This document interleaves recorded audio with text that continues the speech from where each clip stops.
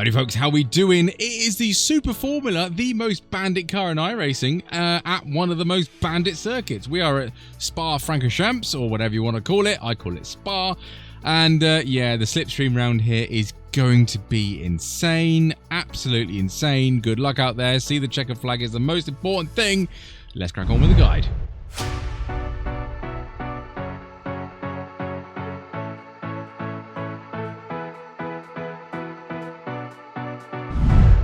Right then, yes, Spa, it is a common favourite. This is coming out after the Spa 24, so everyone might be sick of Spa, so fingers crossed we might have some good racing in here. What am I saying? No, we're not. This track, generally tracks with a lot of slipstream cause a lot of carnage because you get a lot of people going, oh my goodness, look how fast I am in the slipstream. I must be faster than this dude. Try and do stupid moves because they think in their head that they're faster, not accounting for the slipstream. It happens a lot. There's going to be loads of crashes. This is a fun little car around this circuit. As always, it's the other 19 lunatics on track that you need to be careful of. Anywho, with that being said, very fun. So, let's go on to the wet. Now, I'm guessing because of the slipperiness of this setup, let's say, it is going to be quite sketchy if indeed there is rain. Now, in this season that I'm recording this from, there is no rain, so I make these to be a bit more future-proof so you can watch it a few seasons down the line just in case we get the wet weather. I would appreciate if you would keep watching because who knows, you might learn something about wet weather in Spa in general. And obviously like and subscribe. I love your YouTube stuff as always. But yeah, this little slippery car in this configuration of a moderate wet race, talking about that, these are the settings I use for these two track guides to make them as accurate as possible for the season that I'm doing. It was very tricky to say the least. There was a lot of rear end instability, a fair amount of understeer, and if you did touch a rubbered line, you did face backwards quite easily. Lots of steering correction in there and all sorts of shenanigans, so be warned if you are doing this with similar setups in the future. Otherwise, I think that's enough to be waffling, so yeah, let's crack on with the guide. Welcome to Spa in the sunshine, and the start-finish line isn't too long, but turn one is a heavy brake zone with plenty of chances of people of dive bomb at the inside. So you want to get to the left-hand side as best you can. Getting an exit here is very important, and I'll explain why in a moment. The hole in the fence for the marshals, just after we pass it, want to brake in a nice heavy straight line. There is compression on the apex, so use it to get back on power. So use that as your marker to get back on power and get back on power as hard and as fast as you can, and use all of the circuit if you must. Be careful, there is an off track out there on the left hand side, so be cautious, but this is a huge full throttle zone. Eau Rouge and Raidillon is absolutely flat out. Just use that Marshall post that's sitting on there as a turning point. Loads of curb on the first one, then gently ease it over. Give the curb here a little cheeky tickle, and then straight line it just as you get over the top to cut that curb quite nicely. Be careful, there is an off track and a slowdown as you go over Raidillon, which is the left hander over the top of the hill.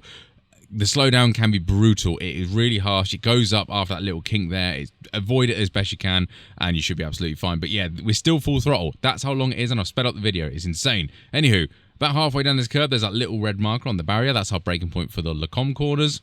Loads of curb on this entry one. Be careful not to cut it too much. There is an off track, and then slow the car down. Really hug this curbing here. Keep to the left hand side as best you can. I should have gone more left here because ideally I don't want to lift. You see I lift slightly there and get back on power. I want to take that corner as flat out as I can. It is possible, but I need to be further to the left hand side on entry. Downhill braking zone now, so be nice and easy. Get onto this curbing, and as soon as you're onto it, dip into the apex of the corner to try and cover off any dive bombs into there. Hug the corner again like it's your favourite granny. And just as the barrier here on the left-hand side ends, that's when you can unwind the steering wheel and apply full throttle. Bring the car back over to the right-hand side, and just as we touch the curb, we want to drag our brakes. Now, watch my steering inputs. I do take a little bit too much speed in here because I have to crank on the steering and do a double stab at the throttle when I'm still steering. Really, I should be steering out for the corner, so I took a little bit too much entry speed there. It's always a good tip to watch your steering angles and see where you can improve for speed, because that would scrub straight line speed. Little traffic light system there, that's our braking and turning point. Little dip of the brakes there, and fifth gear all the way through here. Lots of curb there. Let the car drift wide onto this curb, and then it should grip up, and this one is a little bit more open. So you can take it flat out. Just try and minimize your steering angle because obviously you want to maximize that straight line speed. And the more we turn the wheel, technically, the slower we accelerate. Bring the car back over to the left-hand side now, and we're using this curbing here again. Get on top of it. brake in a nice straight line, and then ease off the brake. And long corner this, long sweeping braking zone here and here. Get off the brakes at this point, and I want to, again, be further right if I can, because I want to take this corner as open as I can and with more throttle. Be careful of exit here. You can use this curbing quite a lot, but any further than that, you can risk an off track, so be cautious. Car back over to the left-hand side now, and we start with the red and white curbing here. Brake on top of it again, down a few cogs on the gears. Loads of apex curb, but not too much because you can bottom out the car, and loads of exit curb. Look at that. That is not an off-track. I don't know how. I don't know why, but I don't make the rules, so that's what we're doing. This corner here, I call it the second pork chop. It's absolutely flat out. Don't worry about it. Just be careful not to run too far wide on exit because there's an off-track out there. The second longest full throttle zone, so that's why getting another good exit out of the pork chops, as I call them, is crucial, absolutely crucial. Blanchimont here is absolutely flat. I'm just going to slow it down, turn in nice and smooth. Don't get too close to the apex curb. There's a little dip there that spins out and bottoms out the rear of the car, so there will be spinners out here on exit. If they do clip that apex curb, avoid it. You should be absolutely fine. Braking zone for this is just before the curbing here, a couple of car lengths. Brake really, really heavy in a straight line. Get all the way down the gearbox. And nice and easy. Get on the red and white, but don't get on the sausage curb, and you'll be absolutely fine. Same rules for this second apex here. Nice and gently feed in the power. We don't want to leave in too much wheel spin, and open up the steering in order to use all of this curb as well. Be careful, there is an off track here as well, so that can really ruin your qualifying lap. But that is a lap done and dusted in the dry. Now let's go to the wet. Right then, different kettle of fish, this one. This was very, very slippery. I'm guessing this setup has a low downforce configuration or a lower medium downforce. It was very, very slippery. That rear end did not like keep it in a straight line. Middle of the track, and we're using a 100-meter marker just there. Brake in a nice straight line. Don't worry about hitting apex at all because there's puddles and curbs and they're nasty. So miss the apex, go around the outside. It is a lot more grippy out there. And try and cut back sort of under the racing line to get the grip off the racing, because normally the racing line would be nearer the curb. So I try and get away from it the best I can to try and get best acceleration out of that corner. Eau Rouge and Raidillon are not flat in the wet, which is terrifying. So we're using that Marshall post that's on the hill again. We're using that as our turning point. And at this point, as we go through the compression, brake in a straight line. You will understeer here, as you can see, and a little bit of snap of oversteer, but there is grip on the outside of that one. So we have to turn more to get around this left-hander here. It's a little bit sketchy, but it's quite comfortable once you get the line. Keep straight in the braking zone and then let the car understeer wide, and you should be absolutely fine. The camel straight is a straight, just do what I do. I keep in the middle on most times when I'm in the wet just because it prepares me for the braking zone, and I'll braking zone a little bit earlier in the dry, as you can probably appreciate. At the start of the curbing right here, we are braking in a nice straight line. Again, go deep into the corner. Don't go for that apex because look at it. There's puddles and all sorts there.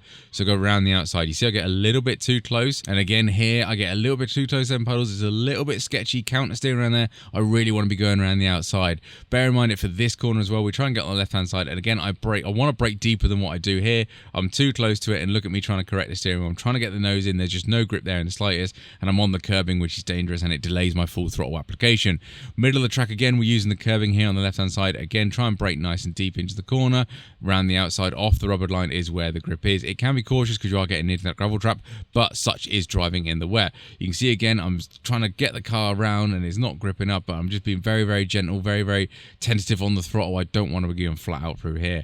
This corner was a little bit tricky. Again, we're kind of braking on the racing line because we kind of have to, because I want to get to the outside here. I want to get off that rubber line. And you see here, I'm still tippy turn around here and counter steering and all sorts, get loads of curbing here, and fortunately it's not too bad, and I get smooth application on the throttle to make sure I don't wheel spin. Poo on now, and yeah, middle of the circuit, we're braking just at the traffic light, a couple of car lengths before it, and braking nice and gently down the hill, and I'm tippy-toeing, let the car drift out wide. You see, too close to the rubber line, big snap of oversteer. Once I get out here, I'm being smooth on the throttle, get on full throttle, and then I turn in and realise there's absolutely no grip at all, so I have to go 50-60% throttle just to get the car rotating around. Again, being gentle. Once I know I don't have to lift off, I'm going full throttle to get through there. These last few chicanes are getting a bit more awkward now, so we're using the advertisement bridge there. Just we go under it, brake nice and gently in a straight line, go nice and deep into the corner. Again, we're off the racing line because there's grip around there, and this is where I get a little bit of another snap oversteer, I think, just as I cross the rubberized line. I think, no, there it is. But no, it wasn't. I was lying completely. Oh, there it is. I knew there was a snap of oversteer around here somewhere. Again, too close to the rubber line there. I should be going further out wide to get the grip, and it just unsettles the car and just ruins your speed entirely. Left-hand side here, just that sort of, I don't know what you'd call that. It's not a curb, but the weird stuff before the curb. Again, too close to the rubberized line, and I'm delaying.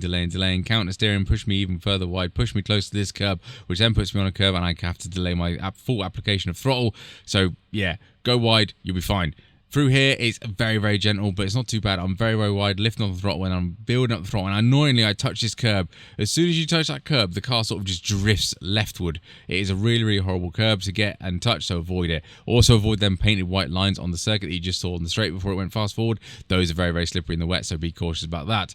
Coming up to Blanchimont now, and yeah, middle of the circuit. downshift all the way gently through there as best you can. It is terrifying, but you do get through it and it's not too bad. Last chicane now, we're using a 150 marker there. Brake just as we pass it in a nice heavy straight line all the way off the racing line. This is slow enough that we can take the racing line. It's not too bad. Just be super cautious about it being very slippery. Just be gently through here. Little applications of throttle, little gentle things of the brake, and just let the car settle down through here. When you get to this point, try and not get a snap of oversteer like that because it really ruins your acceleration, but you want smooth acceleration out there as you do of any corner, but particularly in the wet. Now that was a challenging lap, not gonna lie. Right, both laps done and dusted. I really hope you did find this video very helpful. Please like and subscribe. I love YouTube stuff. If you did get to this point of the video, please leave an emoji down in the comments to help with YouTube logarithm stuff. That will be awesome. Otherwise, yeah, catch you on the track.